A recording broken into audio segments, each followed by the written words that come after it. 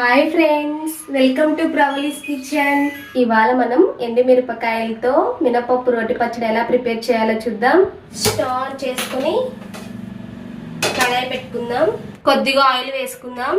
Oil heat అయింది. కొద్దిగా ధనియాలు వేసుకుందాం, కొద్దిగా జీలకర్ర, ఎండుమిర్చి కూడా వేసుకుందాం. ఇప్పుడు వీటిని బాగా ఫ్రై చేసుకుందాం. ఎండుమిర్చి అయితే ఫ్రై అయిపోయింది, తీసి పక్కన పెట్టుకుందాం. ఇందులోనే కొద్దిగా ఆయిల్ యాడ్ చేసుకుందాం. మినపప్పు వేసుకుందాం. లో ఫ్లేమ్లో పెట్టుకొని ఎర్రగా వచ్చే వరకు ఫ్రై చేసుకోవాలి. మినపప్పు అయితే ఫ్రై అయిపోయింది, తీసి పక్కన పెట్టుకుందాం.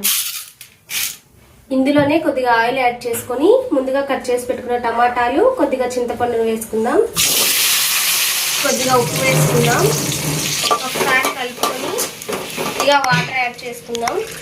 ఇలా వాటర్ యాడ్ చేసుకుని టమాటా బాగా మగ్గే వరకు మగ్గనివ్వాలి. టమాటా అయితే ఉడికిపోయింది, తీసి పక్కన పెట్టుకుందాం. ముందుగా వేయించుకున్న వాటిని ఒక్కొక్కటిగా రోట్లో వేసి దంచుకుందాం. మినప్పప్పు కొంచెం మెదిగాక ఎండుమిర్చి వేసుకుందాం. కొద్దిగా ఉప్పు వేసుకుందాం. ముందుగా ఉడకబెట్టుకున్న టమాటా చింతపండును వేసుకుందాం. ఆనియన్ కూడా వేసుకుందాం. చివరిగా 4 వెల్లుల్లి రెప్పలు వేసుకొని దంచుకుందాం. అంతేనండి, ఎండుమిర్చి మినపప్పు పచ్చడి రెడీ అయిపోయింది. మా వీడియో కనుక మీకు నచ్చినట్లయితే please like, share and subscribe. Thank you for watching.